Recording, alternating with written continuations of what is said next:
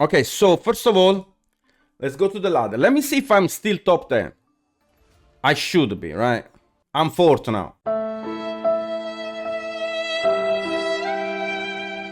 Unfortunately. This is the decklist that got me first yesterday, then I got second, and today I'm 4th. I mean, the ladder goes fast. Nothing I can do about it. Let's look at the match history, by the way. Because, except for this strike of losses, like, it's pretty good, I have to say. So you might not believe me, but, like, this is actually what I played.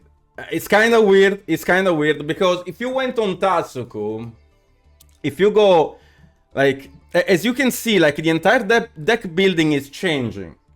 Because Tatsuku, for example, like, if you look at the deck list of Tatsuku, right, it does not play no Maxi, he's playing Judgment, he's playing Strike, right? So the entire deck building changed. So what you're gonna see is totally different from what you are used to see. Because there is no Maxi in my list. Welcome to the new branded strategy. Okay, so hear me out. Let's talk for a second about it.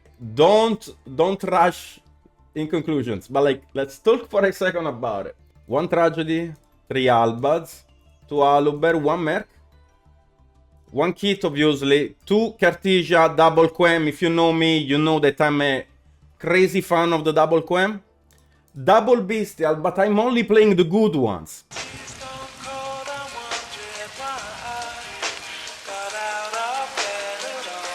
Because any other Bestial, such as Druid, such as Boldrek, don't really work with the Synchro strategy.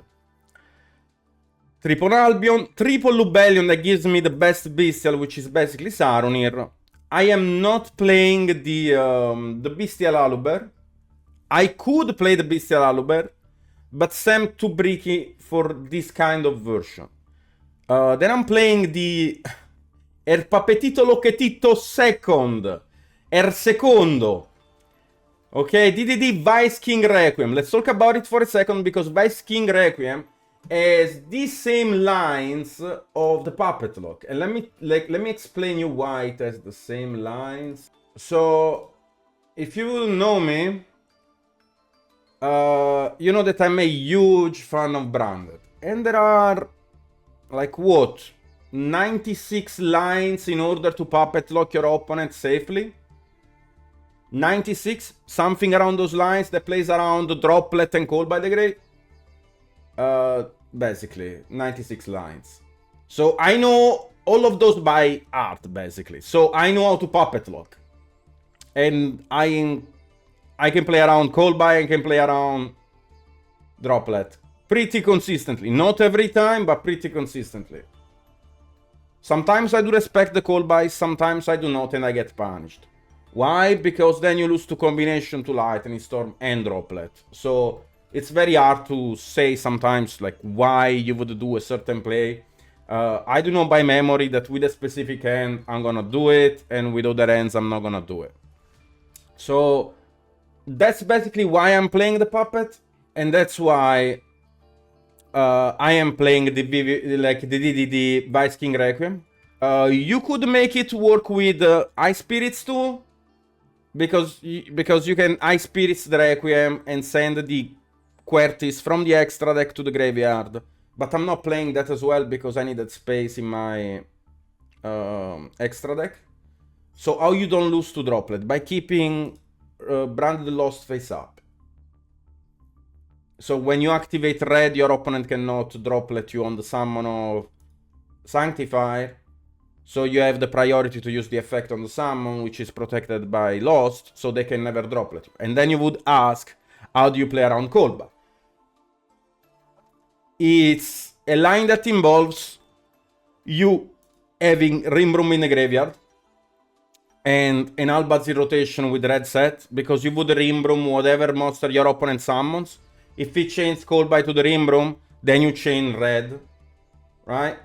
Or you could just have double Albaz in the graveyard, which is even better, with Rimbrum, and you can let him call by it, and then you would run the Sanctify on res. And if your opponent lets Rimbrum go, then on the summon of Alba Lenatus or on the summon of any fusion monster, you can run Branded the Red, so you are protected by Coolblast because your opponent cannot respond to the summon of Albalenatus or any other monster that you would fusion summon using the Fallen of Albats. But that's another story.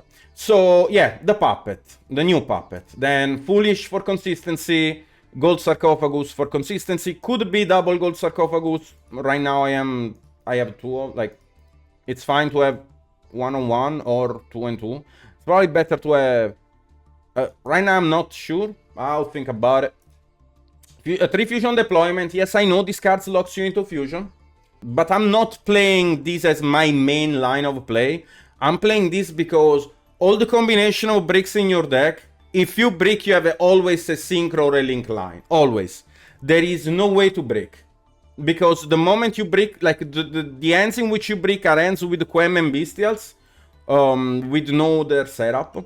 Or ends with Albion the Shrouded Dragon and dead cards such as like Retribution already in your hand. And you have always a link line in those scenarios because you can special summon this card from your end, blah blah blah. Chaos Space in order to get the best Bestial, Lubellion, which gives you the best Bestial, Sauron here. And I'm playing just Magnamut because it's the second target and I'm playing too many otherwise. Branded White, because if you know the Synchro strategy, you know that Branded White is the main part of it. 1 Branded Fusion because it's at 1. Triple Tactical Trust into... let's say that my opponent could not shifter me. Let's say that the moment they were using shifter, I was going Trust into the barrier. And it was free, to be honest. Like, I had to do it. Branded Lost. Regained, because I'm playing Bestials. Called by the Grave.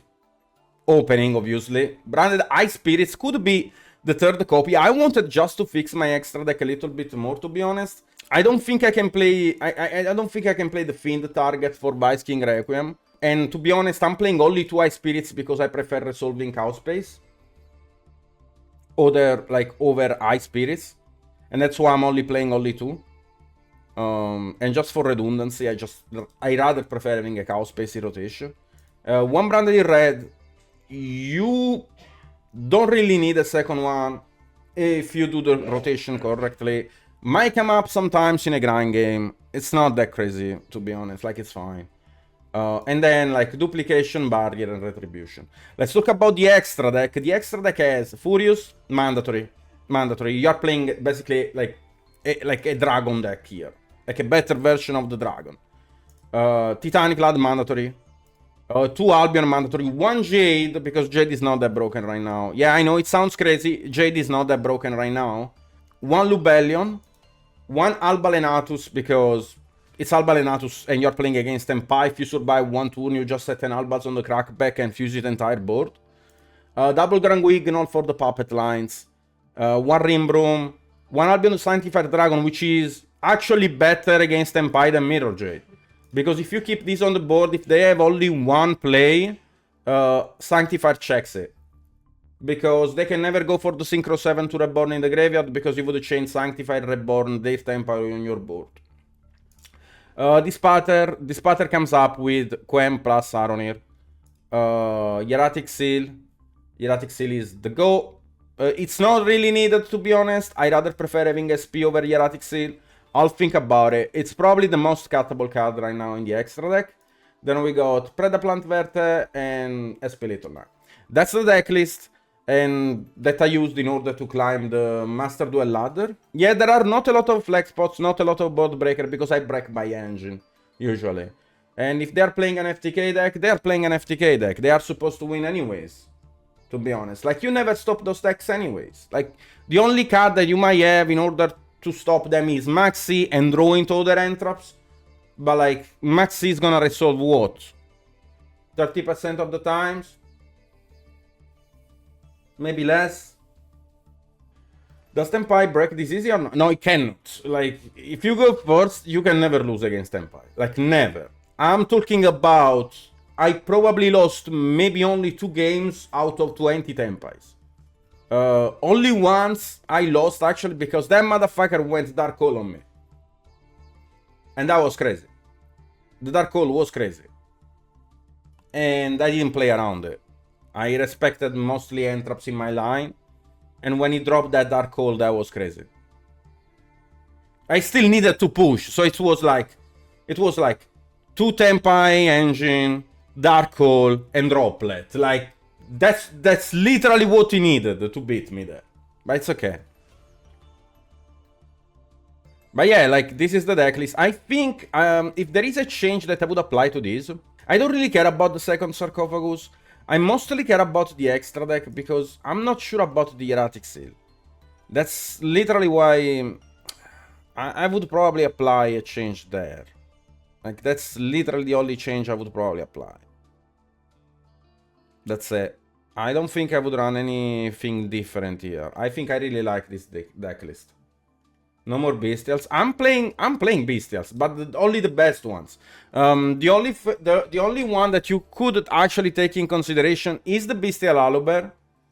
The bestial Aluber is kinda good in this deck list. I'm not sure if I wanna run it though. If I run it, I'm probably cutting Fallen of Albats to 2. I know it sounds crazy, but it's probably correct, because you can just send the Shrouded for the fusion lines. You just need to know how to do it. You could actually go like Shrouded and cut the Fallen of Albats for the Bestial Aluber. You could actually do that, and that's not an issue at all. You know what? I'm gonna do it. Fuck it. Call it a day. The rest is pretty much it. You could also actually go to summon the Bestial Aluber. It has a very niche effect. Dark Overseal, no, it's not dark. If you play something, would be Baron the Fleur. And that's it. Or Chaos Angel. Chaos Angel is broken, because how do they out a Chaos Angel in defense? Like, with just engine, they cannot. So, it's for sure not a fusion. It can be Chaos Angel or Baron the Fleur. It's one of the two.